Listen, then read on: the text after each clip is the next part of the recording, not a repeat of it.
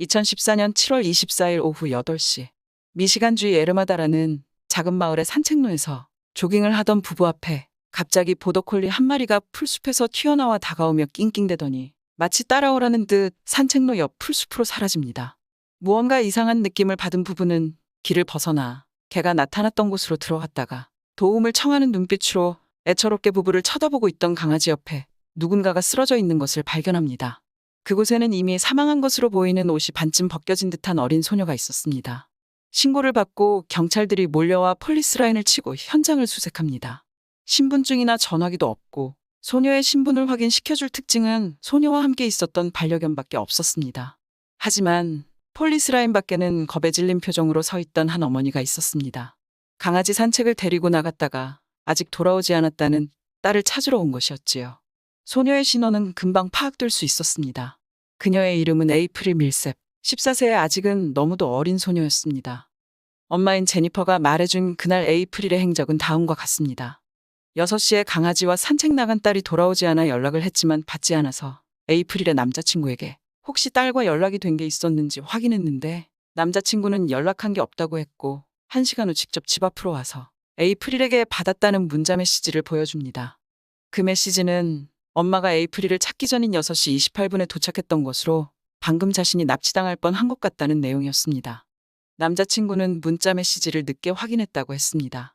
문자 메시지를 본 후 에이프릴이 산책 나간 도로로 딸의 남자친구와 함께 뛰어온 것인데 폴리스라인이 쳐져 있는 것을 보고 무언가 큰일이 생겼음을 알게 된 것이었지요. 부검 결과 에이프릴은 머리에 둔기로 맞아 생긴 외상이 있었고 목 부분에 심한 압박으로 인한 질식이 사망의 원인이었습니다. 실제 에이프릴의 목에는 발로 3개 밟아 생긴 듯한 신발 자국이 있었습니다. 옷은 반쯤 벗겨져 있었지만 범인의 DNA 증거는 없었습니다. 위력을 가해 몹쓸 짓을 시도하다 뜻대로 되지 않자 에이프릴을 폭행하고 사망에 이르게 한 것으로 보였습니다. 경찰은 처음에 남자친구를 의심했습니다. 납치당할 뻔했다는 문자를 스스로 자신에게 보내어 다른 쪽으로 경찰의 시선을 돌리려 했던 게 아닐까 하는 의심이었습니다. 하지만 그날 친구들과 함께 보냈던 남자친구는 패스트푸드점의 CCTV 등 알리바이가 입증되어 금방 용의선상에서 벗어났습니다. 납치당할 뻔했다는 문자가 에이프릴이 직접 썼던 문자가 맞다면 그 문자의 내용은 분명히 사건과 관련이 있었습니다. 하지만 사건 현장 인근에는 에이프릴의 다른 소지품은 없었습니다. 당일 에이프릴은 스마트폰과 배낭을 메고 산책을 나갔기에 범인이 에이프릴을 해친 후 가져간 것으로 추측되었습니다. 날이 밝자 경찰견들을 동원한 수색이 진행되었고 다행히도 사건 현장에서 1.6km 떨어진 곳의 풀숲에서 에이프릴의 소지품을 수거할 수 있었습니다. 사람들이 많이 이용하는 산책로에서 14세의 어린 소녀가 잔인하게 살해당한 사건에 지역사회는 큰 충격과 슬픔에 휩싸였습니다. 경찰들이 FBI와 협력하여 수사에 총력을 기울였고 에이프릴이 살해된 산책로에서 혹시 수상한 것을 목격한 사람이 없는지 제보를 받았습니다.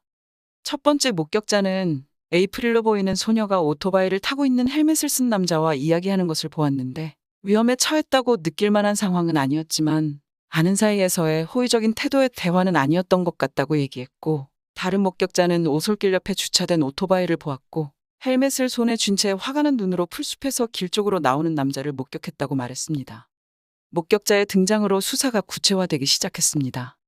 한편 수거된 에이프릴의 스마트폰에서도 중요한 단서를 발견할 수 있었습니다. 에이프릴은 휴대폰에 걷는 경로를 추적하는 앱을 다운받았는데요. 오늘날 사용되는 피트니스 앱의 초기 버전이라 생각하시면 이해가 빠르실 겁니다. 그 어플은 에이프릴이 걷는 위치와 속도, 시간 등을 기록하는 어플이었습니다. 어플을 조사한 결과 에이프릴은 그날 6시에서 6시 25분 사이에서는 일정한 경로를 따라 일정한 속도로 느긋하게 산책을 하고 있는 것으로 드러났습니다. 남자친구에게 거의 납치될 뻔했다는 문자를 보낸 몇 분 후 15분 동안 에이프릴의 이동 방향은 길을 따라서가 아니라 길 옆 숲속에서 빠른 속도로 마구 이동하는 것으로 나타났습니다. 이는 오토바이를 타고 있는 남자를 피해 숲 옆으로 들어가며 필사적으로 도주한 흔적으로 보입니다. 공격을 피하기 위한 필사적인 15분의 도주의 기록은 수사관들의 마음을 아프게 했습니다. 공격이 끝난 시점으로 추정된 이후 휴대폰은 빠른 속도로 현장을 빠져나가고 핸드폰이 버려진 후 기록은 멈춥니다. 속도로 보아 오토바이를 탄 사람이 에이프릴의 살해 후 핸드폰을 가져가서 도주 중에 버린 것으로 보였고 이는 목격자들이 수상하다 느꼈던 용의자가 오토바이를 타고 있었다는 점과 일치했습니다. 그 길은 평소에 오토바이가 잘 다니지 않는 길이었기 때문에 그 시간대 그곳을 지난 오토바이를 탄 사람이 범인일 확률이 매우 높음을 의미했습니다. 휴대폰이 버려진 추정 시각, 인근 CCTV에서도 오토바이가 포착되었습니다. 목격자들의 주장과 일치했던 파란색과 흰색이 섞인 모델의 오토바이였습니다.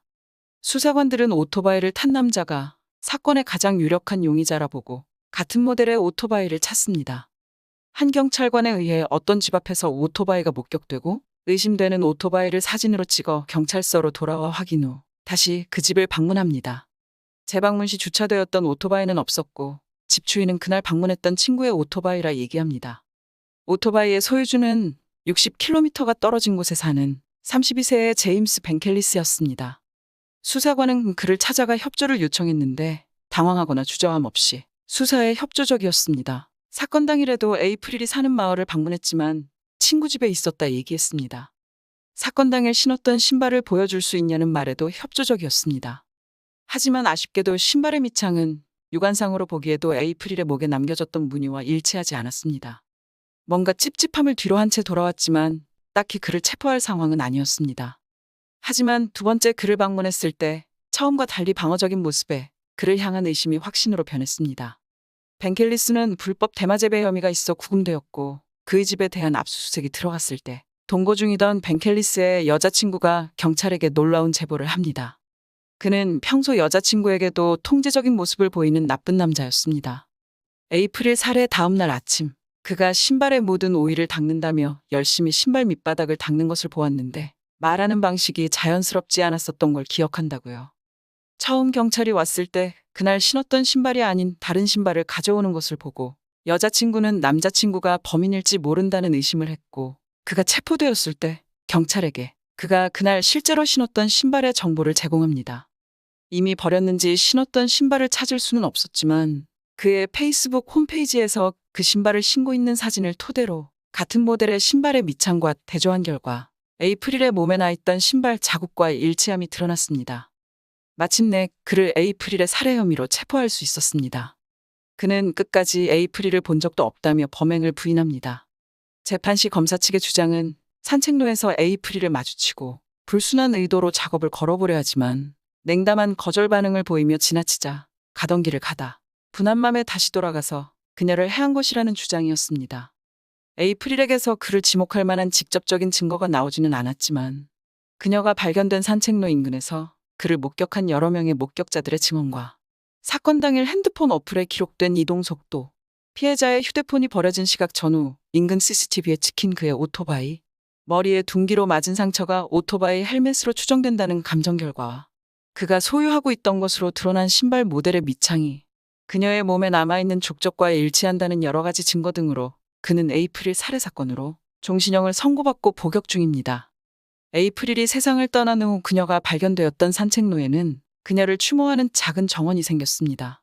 매일 다니던 집 앞 산책길, 공포에 질려 도망치다 잡혀 무자비하게 살해당했을 어린 소녀와 소녀의 시신을 지키고 낑낑대고 있다가 다른 사람이 오는 소리에 도움을 요청하러 왔을 그녀의 반려견을 생각하면 매우 가슴이 아픕니다. 오늘 이야기는 여기서 마치겠습니다.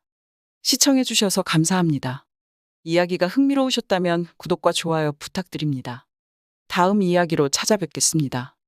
해외사건 스토리텔러 한나였습니다.